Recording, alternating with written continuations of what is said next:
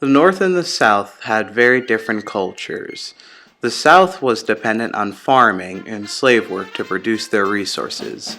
The North was a growing society for industry and always looking for new ways to improve construction, business, and agriculture. These differences led to the North criticizing the South's means of production to be primitive and inhumane.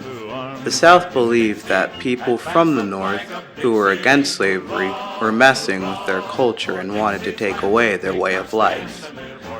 As time went on, the United States had grown in size, including lots of territories from the First Empire of France, Spain, Britain, and Mexico.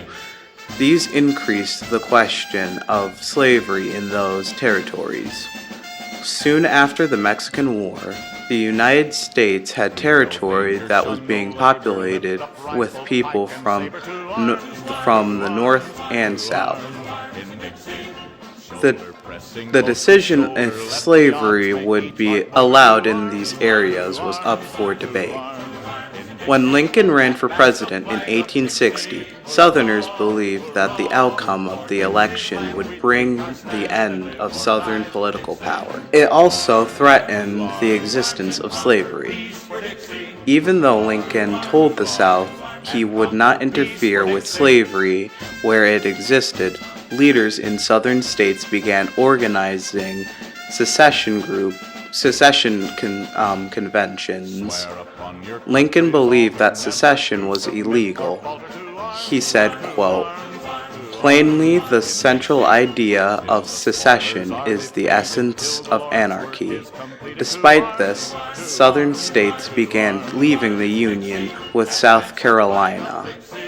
On February 4th, 1861, representatives from these seven states met in Montgomery, Alabama, and formed the Confederate States of America. In 4 days, they drafted a constitution.